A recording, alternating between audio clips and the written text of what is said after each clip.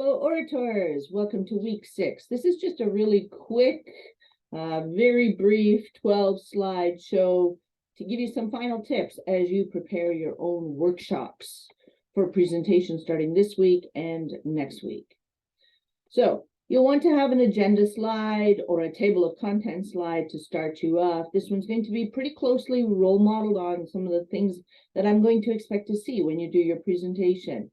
Anytime you use an image that is straight from the PowerPoint library bank, such as this microphone is, I mean, I diluted the color palette on it, but when you use an image like that, you do not have to give credit for it because it's part of the Microsoft package that you've already got in your ownership. You can see some slide pages are referenced with what it is I'm going to be covering in today's presentation. When there's a gap between the numbers, obviously there is more than one slide for it. Running across the bottom, you can also see that I've put in a footer. I don't have to, those are just some things I'm pointing out for you. So, team roles and participation is the first heading, and essentially, this is a recap of things that you should have done, you should be doing. Essentially, in weeks 4 and 5, I gave you some class time, told you to do some independent work, set up your contract, distribute the work, determine a thesis. Thesis is really important. Everybody in the group should say it. The audience should be able to walk away knowing what your thesis is very clearly, because everybody has said it a few times. And it is going to be your specific commentary on the nonverbal that you're delivering. Connect with your teammates based on the sharing platform you've agreed to. Some of you have told me that it is on just straight email. Some of you have said it's on Discord. Some of you have said Snapchat or Instagram. Groups that you've set up, doesn't matter to me where you're sharing it. Make sure you're sharing your content. Make sure that not just one person is responsible for compiling it all. Everybody should be party to having access to the full PowerPoint slides that you're creating. So you might want to use the general Microsoft Suite sharing access. Meet your personal and your team goals. These should be distinct. What is the personal goal you've set for yourself for this class? What is the team goal that the team has set and you have agreed to? That contract that you gave me, that should be part of what your team goals are. Again, this next one is really sort of just a restatement of all of the above. Don't ghost your team. Participate in the work as you have promised to participate, and be supportive of your classmates, your teammates. Don't just attack them. Part of the reading that you should have done for last week would have been on what type of team player you are. So again, supportive team players generally are better than non-supportive team players. Requirements, rubric, and evaluations. All right. It's a teaching workshop that you're delivering.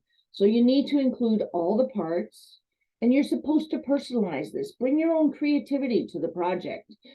You get to determine that. Create the slide deck that you want to have. Create the imagery that you want to include. Use the setup, the storyline, the presentation mode that you want to use. Make sure it's coherent across your team. When you have others you have to be in alignment with, it's going to be more challenging than if you're doing a presentation by yourself.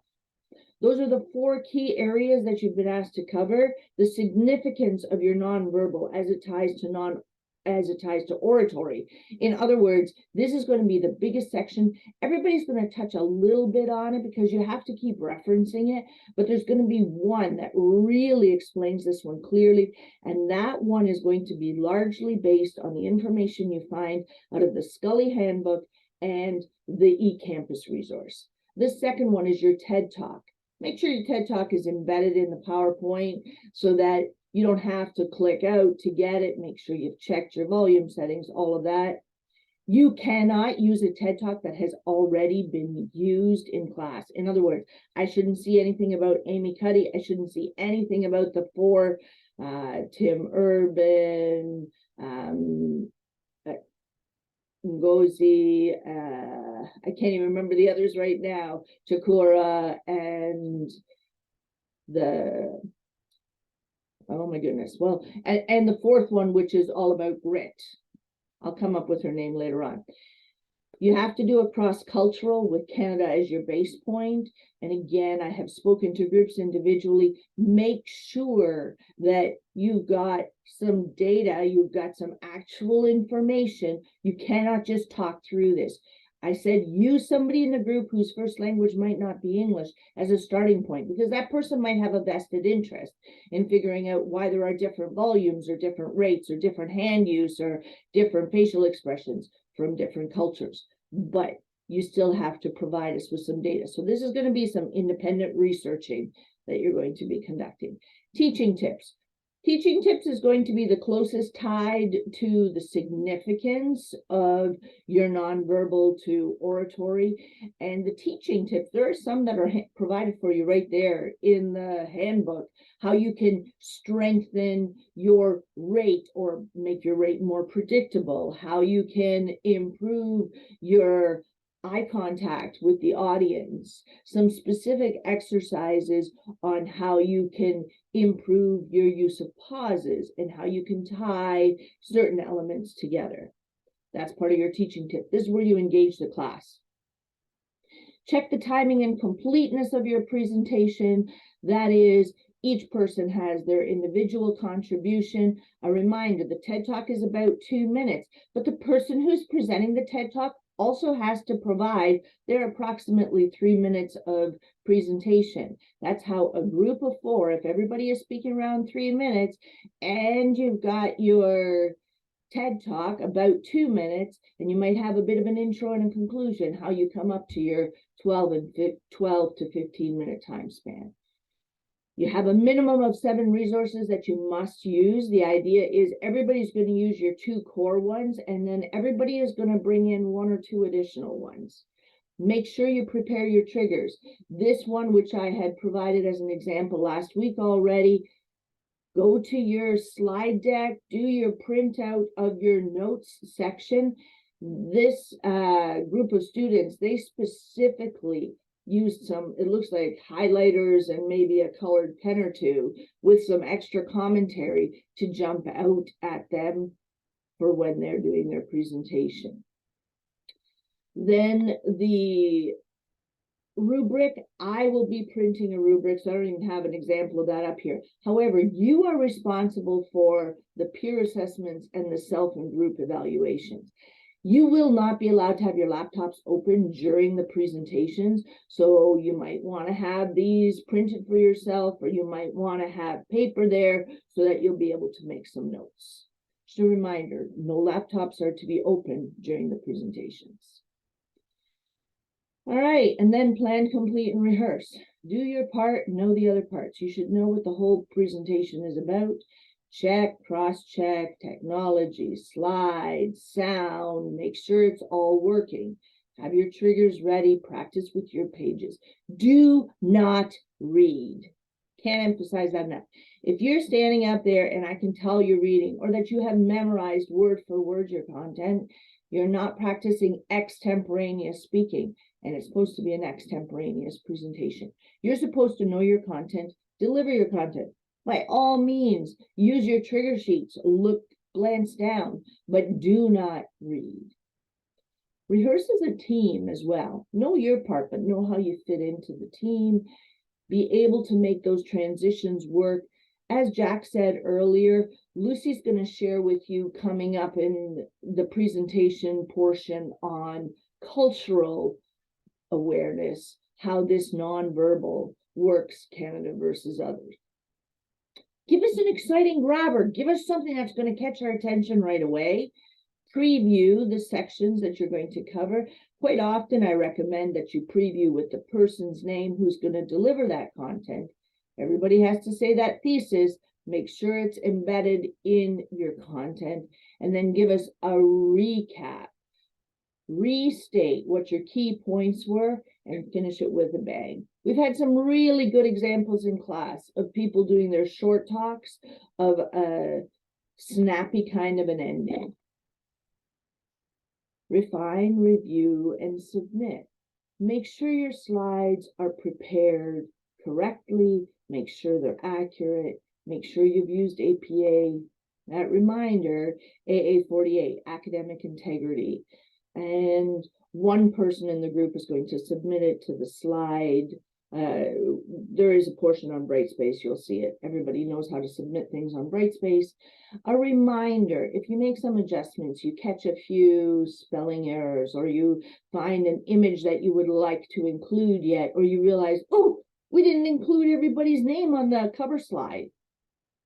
You can make those kinds of changes up to about 10%, no penalties. If it goes beyond that, like if it's serious and you've changed your whole slide deck, there will be a cost to it because everybody's supposed to have it ready by Wednesday. When you do updates, please provide the updated version, resubmit that to me. On your presentation day, so we've got the first 5 presentations are happening this week on week 6, and then the next 5 are happening next week in week 7. Make sure the technology has been checked. When you lose time for technology problems, your group suffers. The impact impression of your group is not as strong. Know how to use your space. We have all sorts of classrooms in the college. Some of them are better, some of them are less ideal. We have conversations in the Scully Handbook about the T arrangement, when you can walk up and down in the middle of an aisle and off on across on the top of the T. Sometimes we're stuck with just one row down one side or on the outside, so it's more like a hard C kind of an arrangement. Figure out how you can move around the audience. Make sure you've got backup plans for the content, backup plans for people. Dress professionally, warm up before your presentation. You know all those warm-ups we've been doing in class where I've made you do your breathing exercise and made you smile, put your arms way out, and say your names. Those kinds of warm-ups, make sure you do those. Your jaws, all of those. Get yourselves warmed up so that you're ready when you're presenting. Don't walk in during a presentation. The door will be closed during presentations because it is one of the times when I do not tolerate people sliding in. You'll have to wait until you hear the applause and everybody can come in then who's been stuck outside. Your triggers should be handed in to me after the presentation. Make sure you brought your water bottle up to the front. Use them. I use water bottles regularly, and you should as well. 20 minutes is what I allow as the top end. So for your setup, for the question period, if you're going past 20 minutes, you run into problems because let's do the math. We have 5 groups each class. Can't go past 20 minutes or we're going to run out of time because there's usually a 5-minute transition as well. All right, here's an example of how you might do your meet our team kind of a slide. The next one is an example of a really creative approach to your agenda. I kind of like the standard one, but you can do whatever you want, all right? In short, workshop is supposed to be a teaching moment. You're supposed to engage your classmates, but I want you to have fun, right? This is art of oratory. It's supposed to be exciting. Respect the time, invite questions, and show your appreciation to the audience. It can be a simple slide at the end, such as this, and you wait for us to applaud you, and then you invite your questions. You do need to put up your references at some point so that I can see what your references were. Reminder, they're supposed to be listed alphabetically. They are supposed to be reverse hanging indent. The links, when there are links, should be absolutely live links so that somebody can click on them and follow them. That's it. I wish you all the best. I look forward to seeing your slides, and I look forward even more to hearing your presentation. Have a great week.